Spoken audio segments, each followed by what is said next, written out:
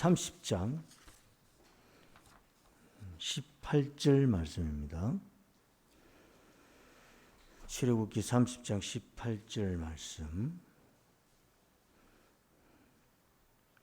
오늘은 물두멍, 지난주에는 분향단, 오늘은 물두멍.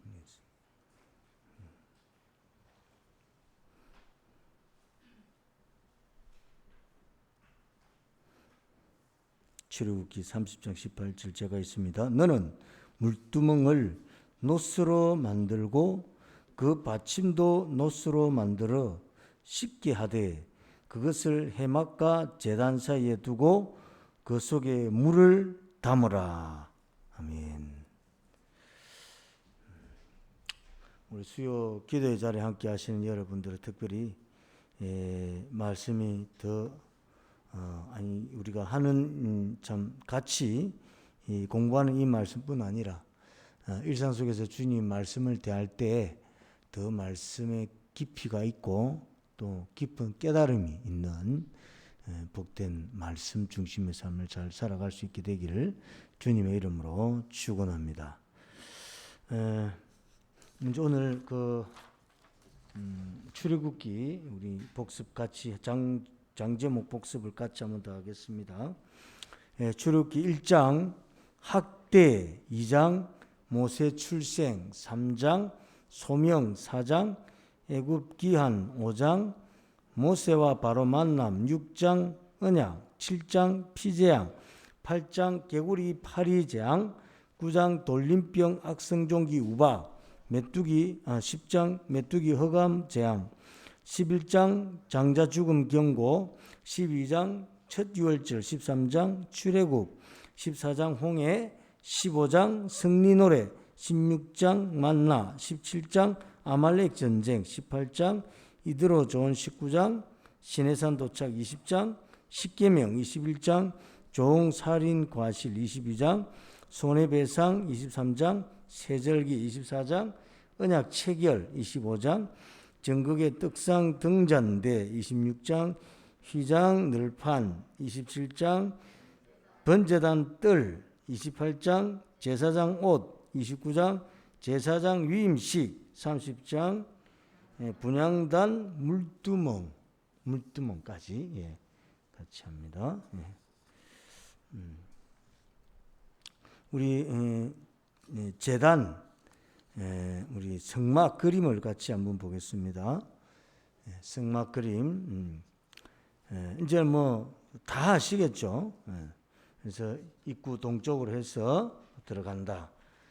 번제단, 그다음 물두멍, 뒤에 동그랗게 보이는 게 물두멍. 그다음에 이제 성막 안으로 들어가 봅니다. 다음 그림, 다음 그림이요. 들어가면 이제 휘장을 거쳐서 들어가면 북쪽이죠. 북쪽 오른쪽. 이건 진설병 떡상이 있죠. 그래서 이제 그 6개씩 해서 이제 지파 이름 순대로 태어나는 출생 순대로 6개가 되어 있습니다. 그리고 좌측에는 이렇게 금등대가 있죠. 등대, 금등잔. 전부 그 금정단이 몇 개입니까? 세 보니까 몇 개죠? 7개. 7개죠. 안 보이구나 참. 몰라서 7개. 그리고 이제 지성소 입구의 휘장 바로 밖에는 분향단, 지난주에 했던, 그리고 또 이렇게 지성소를 열고 휘장을 열고 들어가면, 지성소 들어가면 정극의 속죄소 이렇게 있죠.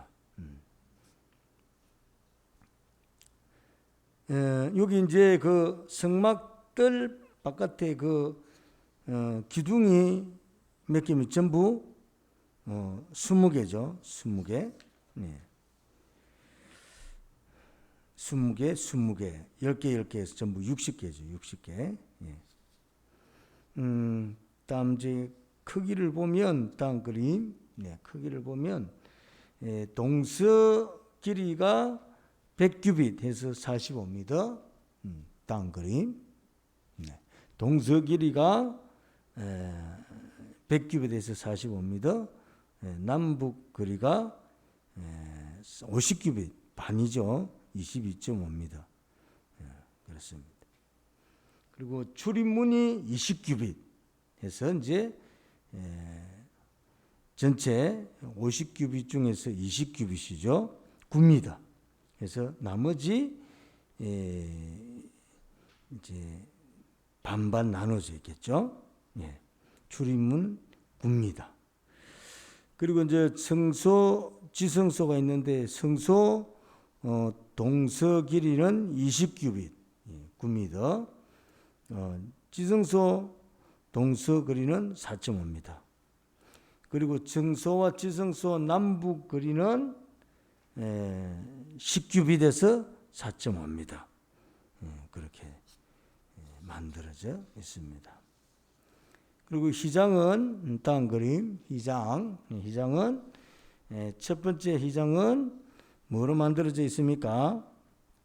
정식 자식 홍색 그리고 가늘게 꼰 배실로 엮어서 이제 이 배를 만들어서 실을 배로 만들어서 이렇게 휘장을 쳤습니다. 두 번째는 염소 틀, 세 번째는 휘장은 수장 가죽, 네 번째는 해달 가죽 이렇게 되어 있습니다.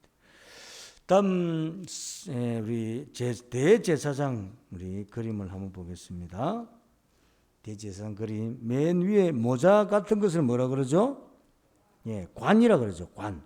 관이라고 그럽니다. 그리고 이제 모자를 받치고 또 이렇게 묶고 있는 띠가 있습니다. 띠 그죠? 그걸 끈이 있는데 그걸 이제 패라고 그러죠. 패. 그래서 그 관을 묶고 있는 패를 이렇게 있는데 패가 여호와께 성결 그렇게 기록이 되어져 있죠. 그러면서 청색 끈으로 이렇게 머리를 묶고 있습니다.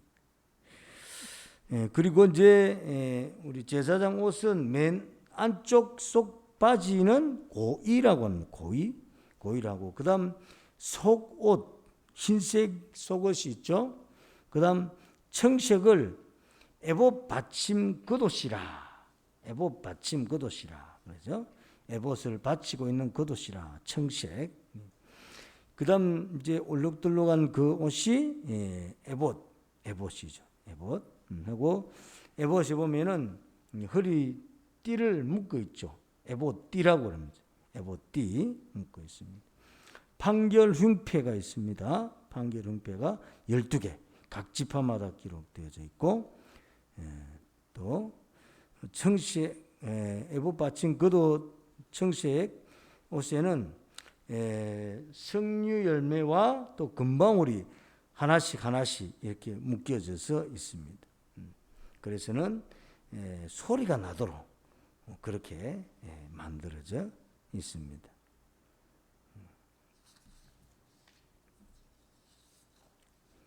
그 다음 제사장은 대제사장이고 금방은 제사장은 이제 고이 속옷을 입고 있고 속바지 입고 그 다음 속옷 흰색 속옷이 있고 그 다음 띠를 묶고 있죠. 그리고 머리에 관을 쓰고 있습니다. 그렇게 해서 제사장의 모습은 그렇습니다. 자, 오늘은 이제 그 물두멍이죠. 물두멍은 먼저 말씀을 조금 나누면 제사를 드리는 과정에서 이제 먼저 번제단에서 제물을 드리게 되죠. 이렇게 제물을 드린 후에 반드시 끝이 할 과정이 있다면 바로 물두멍에 씻는 일입니다. 이 제사를 드리고 난 뒤에 제물을 드리고 난 뒤에 번제단에서 반드시 다음 과정은 물두멍에 씻는 과정을 거쳐야 합니다. 그러면서 19절에서는 수족, 그러니까 손가발을 반드시 씻어야 된다고 말씀하고 있습니다. 그런데 21절에 보시면 수족을 씻어야만이 죽기를 면한다. 그러니까 안 씻으면 죽는다 이 말입니다. 그러니까 제단에 제물을 들어놨는데 반드시 씻으라. 안 씻으면 죽는다. 이렇게 말씀입니다. 이렇게 이게 참 엄중한가? 아무리 제단에 번제단에 제물을 잘 드렸다 할지라도 물두멍에 씻는 과정이 생략되어지면 제사장은 죽습니다. 그러니까 참 목숨 걸고 제사를 드리는 거죠. 그야말로 목숨 걸고 여러 가지 이런 뭐 절차를 지키지 않거나 본인에게 어떤 죄가 있는 상태에 있다면 죽음이죠. 죽음. 물두멍에 수족을 씻는 것은 제단에서 제물을 죽여서 그 손이나 발이나 어디 몸에 그 제물의 피로 이렇게 더러워졌습니다. 그러니까 씻는 과정이 필요하죠. 손으로 잡아 죽였으니 피가 튀고 하게 하지 않았겠습니까? 그래서 씻어야 되죠. 근데 물두멍에 씻는 과정은 그 과정을 통하여서 죄를 씻는 것을 상징하는 거예요.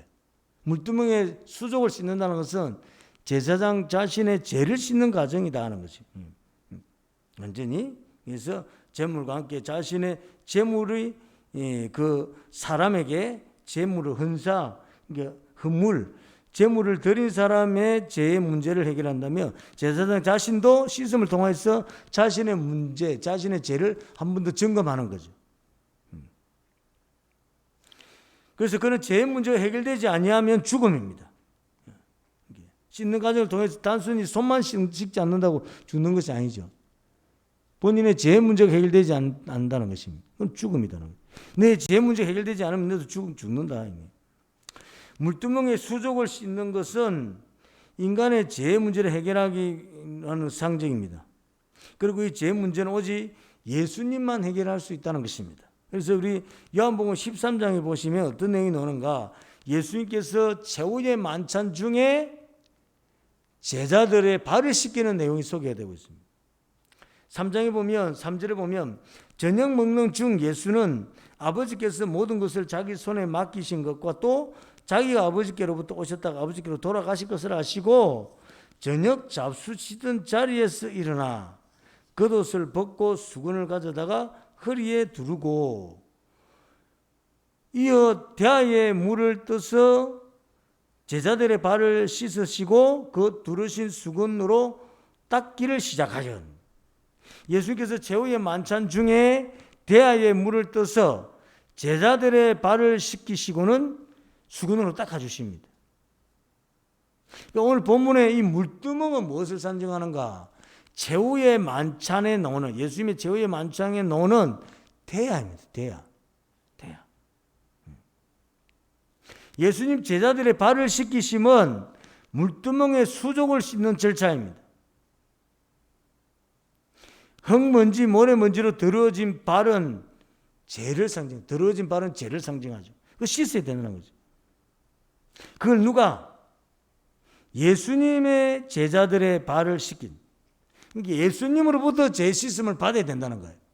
다른 거 아니에요. 다른 누구, 다른 무리, 다른 어떤 사람이 아니라 예수님으로부터 그 대야의 물로 발을 씻음을 받아야 된다는 것입니다.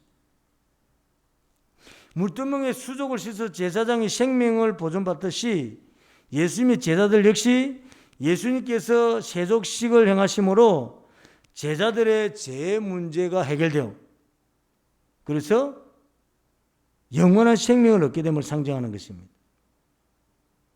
이때 베드로가 자신의 더러운 발을 예수님께서 씻으시는 일에 대하여서 사양하며 거부합니다. 예수님 감히 선생님이신데 나의 발을 씻습니까?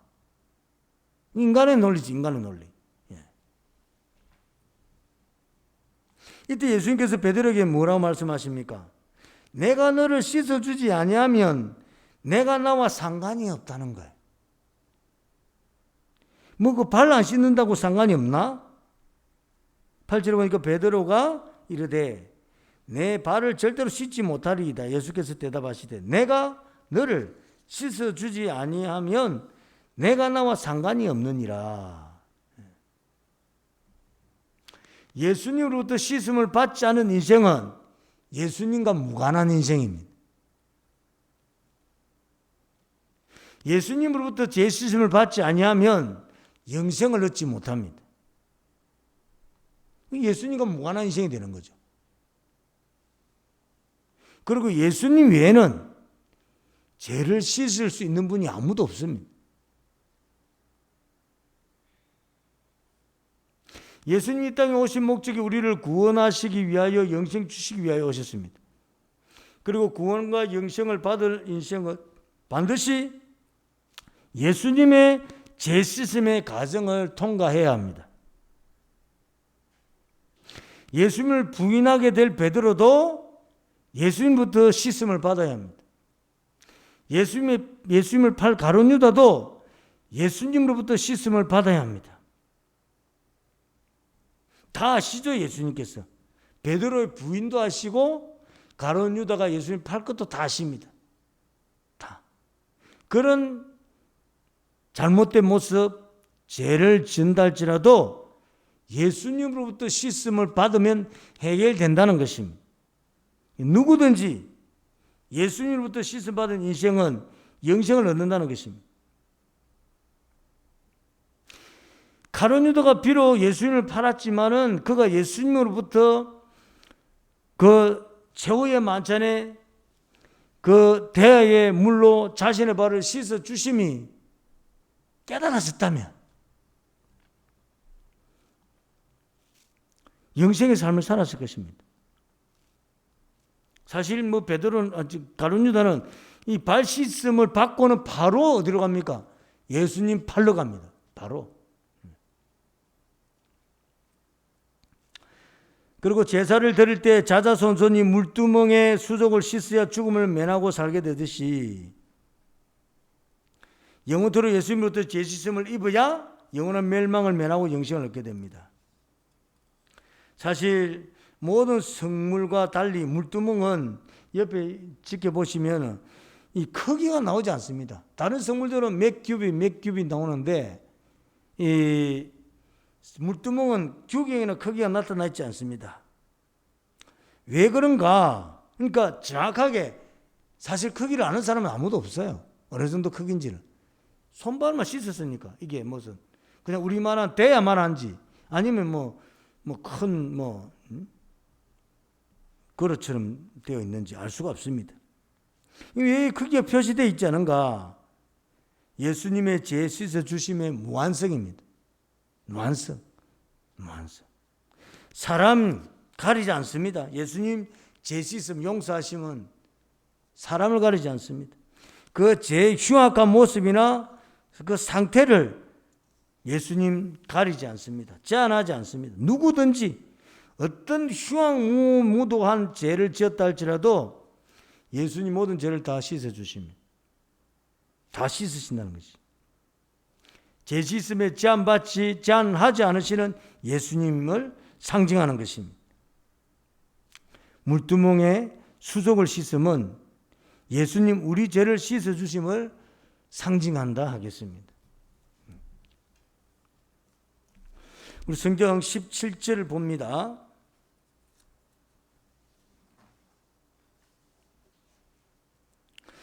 여호와께서 모세에게 말씀하여 이르시되 너는 물두멍을 노스로 만들어. 물두멍은 뭐로 만듭니까? 노스로. 그 받침은 뭐로 만듭니까? 노스로. 쉽게 하되 말씀드렸죠? 뜰에 있는 것은 뭐로 만들어진다 주로? 노스로. 번제단도 조각목으로 만들어서는 노스로 덧칠하죠. 식구는 해막과 제단 사이에 두고 위치 아시겠죠? 해막과 제단 사이에 딱 두고 그 속에 물을 담으라. 물을 담으라. 아론과 그의 아들들이 그 두멍에서 수족을 씻되. 그래서 이제 그 18절은 이제 물두멍을 만드는 재료, 위치, 그죠?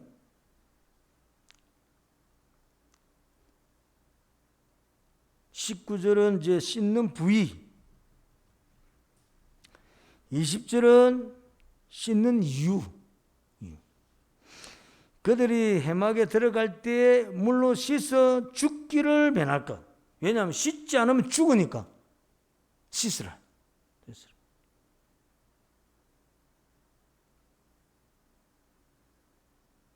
물두멍에 씻는 것은 영적으로 죄를 씻는 것을 상징하기 때문에 제단에 가까이 가서 그 직분을 행하여, 그리고 언제 제단에 가까이 직분을 행하여 옆에 하제를 살을 때도 그리할지니라. 이와 같이 그들이 수족을 씻어 죽기를 면할지니 이는 그와 그의 자손이 대대로 영원히 지킬 규례니라. 그러니까 계속 영원히 지켜야 될 규례다. 규례. 영원히 예수님으로부터 재씻음을 받아야 된다. 이 말. 똑같은 말. 다음은 이제 향기름에 대해서는, 향기름 22절부터는 여호와께서, 향기름이 뭐죠? 이게 다른 말로 하면 관유 있죠. 예. 거룩하게 하는 관유, 만드는 방법, 내용. 여호와께서 모세에게 또 말씀하여 이르시되 너는 상등 향품을 가지되 액체 몰약 500세겔과 그 반수의 향기로운 6개 250세겔과 향기로운 창포 250세겔과 계피 500세겔을 성소의 세겔로 하고 감람기름 한 흰을 가지고 그것으로 거룩한 관유를 만들어라. 관유하죠. 그렇게 구별할 때 관유를 뿌리거나 바르거나 하지 않습니까? 그래서 찾아보니까 몰약, 액체 몰약 되는 몰약 나무에서 나오는 진입니다. 진. 그래서 이거는 이제 부패 방지용으로 씁니다. 부패 방지용으로. 그다음 6개는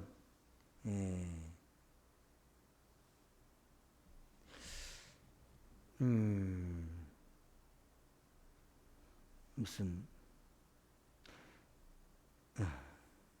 단맛이 나는 부드러운 향신료라 이래 돼 있어요. 6개는 단맛이 나는 부드러운 향신료.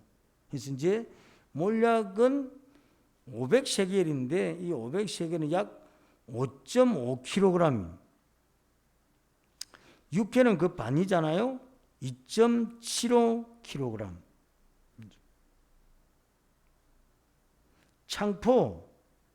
창포는 이제 그는 향기 좋은 갈대라, 식물 줄기라 되어 있습니다. 이것도 2.75kg. 계피, 매운맛이 나는 진한 향이라.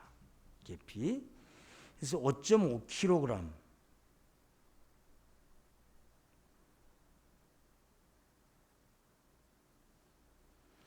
그래가지고 이제 올리브죠. 감람기름 한 흰 3.8리터. 한 흰은 3.8리터.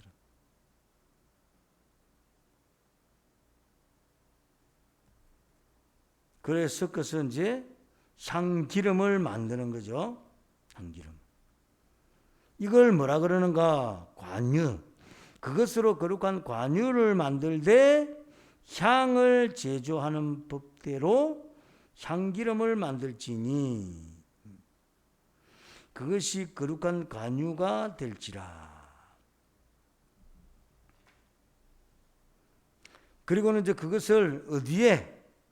너는 그것을 해막과 정거개와 바르고 상과 진설병상이죠. 모든 기구며 등잔대와 그 기구며, 우리 그 진설병상에 이렇게 쓰는 기구가 있었죠. 보조기구가. 등잔대도 쓰는 보조기구 있죠. 또 분향단, 또 번제단, 또 번제단의 모든 기구와 또 물두멍과 그 받침에 발라라. 관유를 발라서 어떻게 하죠? 그것들을 지극히 거룩한 것으로 구별해라. 그러니까 제사에 소용되어지는 성물 모든 것에 다 간유를 다 발라라는 거예요. 그래서 거룩히 구별해라는 거예요. 구별해라. 그래서 이것에 접촉하는 것은 모두 거룩하리라. 접촉하는 것 다 거룩하다. 근데 제사장이 제 문제가 해결되지 않고 거룩의 문제가 해결되지 않으면 죽는 거죠. 너는 아론과 그의 아들들에게 기름을 발라, 무슨 기름이죠? 관유죠. 기름을 발라 그들을 거룩하게 하고 그들이 내게 제사장 직분을 행하게. 기름 바른 후에 이제 우리가 이제 기름 부었다. 기름 부었다. 기름 부었이 뭐 이렇게 하죠. 기름 부었이 구별했다는 거죠. 그래서 기름 부었고 난 뒤에 이제 직분을 행하게. 그래서 이제 목사 안수를 받을 때나 저번에 우리 장로 안수 받을 때나 장로집사 안수 받을 때는 이제 같이 뭐 안수례를 하죠. 그때 이제 우리가 통칭적으로 그때를 기름 붓는다. 그렇게 기름 붓는다. 그래서 이제 교회가 뭐 서열이 뭐 더 이름이 있고 더 이렇게 그할수록 더 섬기는 자죠. 목사가 가장 섬기는 자고 장로 그다음 섬기는 자. 그럼 순서가 이제 있네. 순서를 따지면 직분 순서를 따지면 교회법적으로 직분 순서를 따지면 이제 목사, 장로, 장로집사, 권사, 서리집사 이렇게 되는. 왜냐하면 장로집사는 기름 부음을 받기 때문에 권사는 기름 부음 받는 가정이 없거든. 그래서 장로집사는 장로 예비 가정이다 볼 수 있습니다.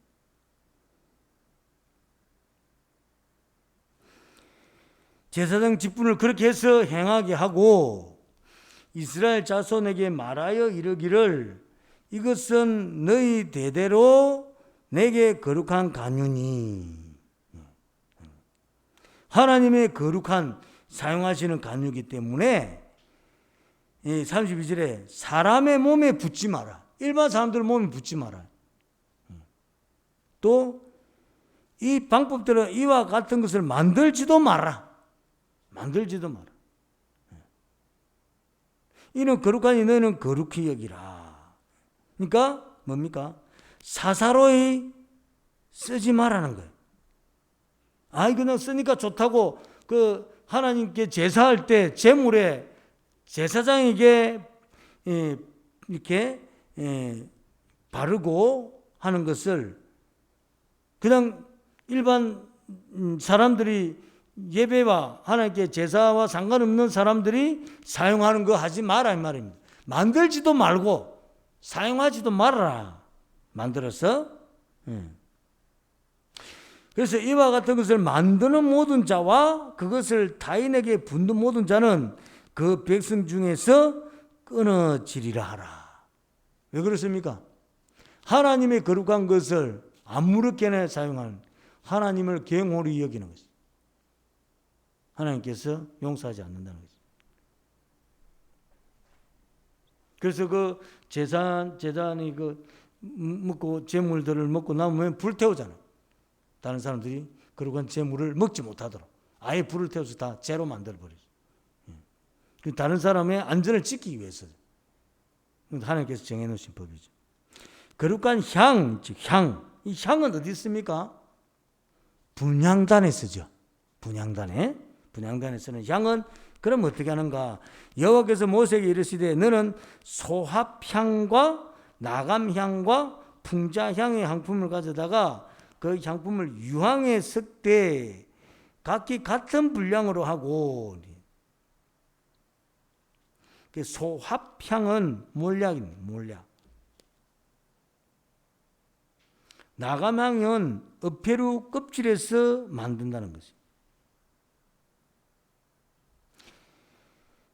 그리고 풍자향은 이게 감목의 줄기, 큰 나무 줄기에서 만들어낸다는 거예요. 유황은 감람나무 그 큰 나무에서 만들어낸다는 거예요.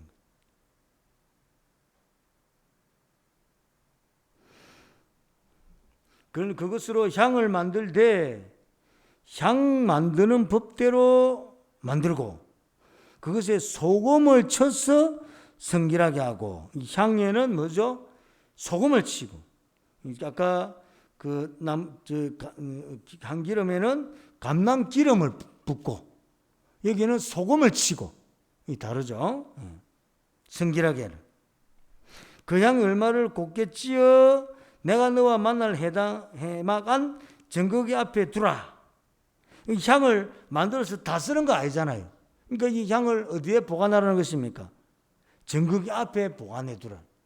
지성소 안에 보관을 해 두라는 거예요. 지극히 거룩하니라. 내가 여호와를 위하여 만들 향은 거룩한 것이니 너희를 위하여는 그 방법대로 만들지 말라. 냄새를 맡으려고 이 같은 것을 만드는 모든 자는 그 백성 중에서 끊어지리라. 하나님 거룩한 성물에 구별된 성물에 사용하고 구별된 또 이렇게 성물의 기름으로 향으로 사용하는 것 일반 백성들이 만들지도 말고 사용하지도 마라. 죽는다 이 말입니다. 하나님을 경홀히 여겼습니다. 그래서 소금을 침을 통하여서 이제 향이 부패가 방지되도록 그렇게 두는 거죠. 이게 이제 오늘까지 해서 이제 성물 이렇게 잘 윤곽이 좀 이제 드러났는데 여러분 이게 참 감사하죠. 출애굽기를 보면서 동안 우리가 참 궁금하기도 하고 또 뭔가 여겼는데 이제 이제 환하게 이제 그림을 보듯이 보이지 않습니까? 감사한 일이죠. 그래서 이제 더 깊은 말씀 묵상과 은혜가 있기를 주님의 이름으로 축원합니다. 찬양하겠습니다.